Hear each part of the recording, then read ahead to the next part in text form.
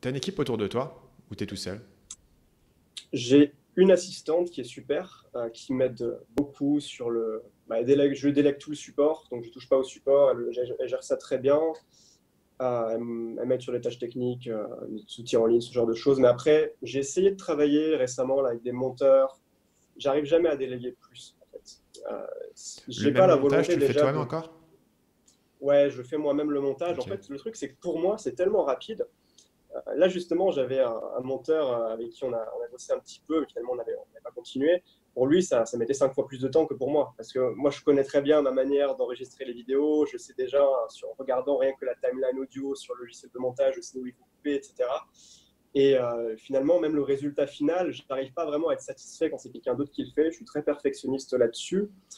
Et le montage, c'est pas quelque chose qui me déplaît tant que ça. J'apprécie en fait, j'apprécie faire du montage. Donc, et là, j'utilise que l'iPad. En fait, j'ai plus d'ordinateur. Mon ordinateur est mort là il y a quelques semaines, et donc j'ai décidé de rester sur iPad. Et il y a un logiciel qui s'appelle LumaFusion, qui est vachement bien, qui te permet de directement uploader sur YouTube. Tu peux ajouter pas mal d'effets. Enfin, tu peux faire un peu tout, et c'est très simple, c'est assez sympa à utiliser. Donc ça, je délègue pas. Et d'une manière générale, je préfère rester seul dans mon business, hein, pas m'entourer d'une grosse équipe. Toi, je sais que tu recrutes beaucoup. Moi, c'est quelque chose qui me. Moi, je tiens trop à la liberté, en fait, à la flexibilité. J'ai pas envie de devoir faire le manager. C'est pas forcément quelque chose qui me plaît. Donc, je préfère rester seul et gérer un peu le truc dans mon coin. J'ai pas une ambition qui est gigantesque par rapport à mon business que j'ai aujourd'hui. Et peut-être même que dans quelques années, j'arrêterai pour faire autre chose. Je m'autoriserai à changer si j'ai envie de faire autre chose. Mais voilà, pour l'instant, je suis bien tout seul, simplement avec mon assistante qui m'aide à faire les tâches un peu plus, enfin, qui ne sont pas forcément nécessaires d'être faites par moi. Du coup, comment tu réfléchis à la question de la croissance sur ton business? Est-ce que tu es toujours à dire, OK, il faut qu'on fasse x10, il faut qu'on grossisse? Ou est-ce que finalement tu te dis, là tu as atteint le niveau où tu es à l'équilibre, tu t'en fiches, tu gagnes assez d'argent et le reste, c'est du bonus? Comment est-ce que tu réfléchis à cette question de scaling, tu vois, sur le futur et cette pression de te dire, ah, il faut toujours faire le truc le plus gros possible parce que tu es un entrepreneur et c'est ce que tu es censé faire? Ouais, c'est ce qu'on est censé faire. Ouais. Ça, c'est la croyance générale, mais en vrai, c'est vrai qu'on a cette impression que si t'es pas hyper ambitieux, c'est quelque chose de négatif, mais pas forcément en fait. Moi, j'assume complètement le fait d'avoir un peu un lifestyle business, de mettre en avant d'abord ma liberté. Je pense, enfin, pour moi en tout cas, dans mes valeurs, la liberté est beaucoup plus importante que l'argent. Et je préfère sacrifier des dizaines de milliers d'euros si c'est pour garder ma liberté. Je n'ai pas envie en fait de supprimer de la liberté pour gagner plus. Après, effectivement, je suis toujours intéressé pour augmenter mes revenus, mais sans pour autant sacrifier ma liberté. Donc, je teste des approches, je lance des produits, voilà, je construis un catalogue plus complet. Là, je suis en train, cette année, je construis une formation, un gros programme sur des compétences sociales que j'ai pas commencé avec un petit lancement que j'ai fait récemment. Mais j'avance à mon rythme, je ne me mets pas de pression sur les chiffres.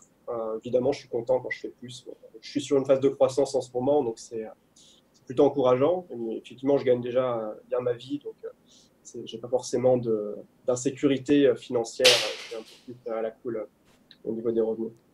Tu penses qu'il y a un moyen de recruter sans perdre cette liberté ou tu penses que c'est un truc qui est incompatible?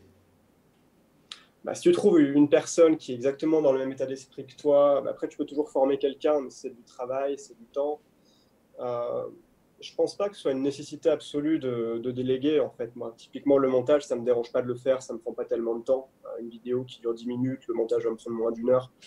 Et comme je te disais, c'est pas quelque chose qui me déplaît tant que ça. Donc après, je pense que quand t'as pas l'ambition de créer un empire Hmm. dans ta thématique, t'es pas non plus obligé de te mettre la pression par rapport à Ouais. ça. Ouais, je vois. Euh, Emilio, il y a trois questions que je pose à tout le monde pour terminer ces épisodes. Et la première question, c'est est-ce qu'il y a un livre que tu recommandes souvent?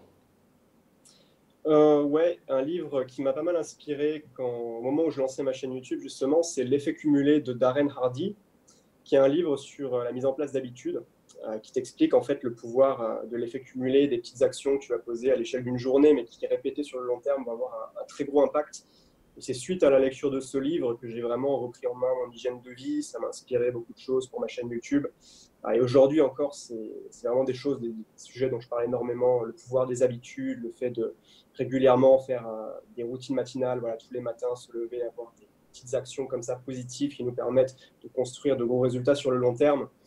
C'est quelque chose qui me tient beaucoup à cœur. Et donc, pour les gens qui souhaitent avoir une vie plus saine, une vie plus épanouie, je pense que c'est un bon modèle mental, comme tu dis, à avoir dans son inconscient. Ouais. La deuxième question, c'est si tu pouvais revenir en arrière et donner un conseil à ton toi-même de 20 ans, qu'est-ce que ce mec-là avait besoin d'entendre? 20 ans, j'étais à la fac. En fait, à cette époque-là, j'étais encore un adolescent vachement timide, en manque de confiance en soi. Je comblais ça avec l'alcool. Et ce que je me dirais, si je revenais en arrière, je dirais arrête de dépenser ton énergie, ton attention, ton temps pour impressionner les autres, pour essayer d'être accepté par des gens qui n'en valent pas forcément la peine parce que vous ne partagez pas la même vision, parce que vous n'avez pas forcément les mêmes valeurs dans la vie.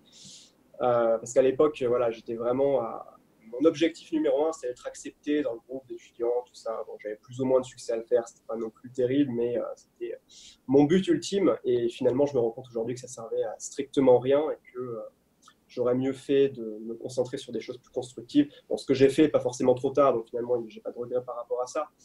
Mais voilà, j'ai perdu beaucoup d'années dans une grosse frustration à cause du regard des autres. Et ça m'a vraiment rongé pendant toute mon adolescence, au collège, au lycée. Début de fac un peu moins, mais quand même, j'étais vraiment encore dans le fait de vouloir m'intégrer à tout prix à des gens qui ne sont pas forcément les gens avec qui je match, quoi. Finalement, ma dernière question, c'est est-ce que tu as une citation ou un proverbe qui te vient souvent à l'esprit? Ouais, less is more, c'est le principe même du minimalisme, moins égale plus. J'essaie de simplifier tous les aspects de ma vie, que ce soit mon petit déjeuner le matin, mes séances de sport, mes routines, ma vie numérique. Je pense qu'on est beaucoup plus heureux quand on simplifie tous les aspects de notre vie. Ça nous permet d'être plus concentrés, ça nous permet de moins se prendre la tête sur des détails. Voilà, je pourrais parler pendant des heures du minimalisme, j'en parle sur ma chaîne YouTube déjà, mais c'est une philosophie qui m'anime vraiment, donc less is more. Je vais peut-être me le faire tatouer d'ailleurs prochainement. Ouais, sérieusement? C'est un plan? Ouais, mais de manière minimaliste, c'est-à-dire je vais pas écrire less is more, je vais écrire moins égale plus, avec les symboles Ok, mathématiques comme ça. Donc le minimalisme écrit en mode ouais, minimaliste. ok. C'est ton premier tatouage? Non, j'en ai déjà deux. Salut, c'est Stan, j'espère que vous avez apprécié cet extrait du podcast Marketing Mania. Bien sûr, vous pouvez retrouver l'ensemble des épisodes du podcast, y compris les instructions sur comment vous abonner sur l'application Apple Podcast ou sur votre téléphone Android en vous rendant sur mon site à l'adresse marketingmania.fr/podcast. Je vous ai mis le lien dans la description de cette vidéo.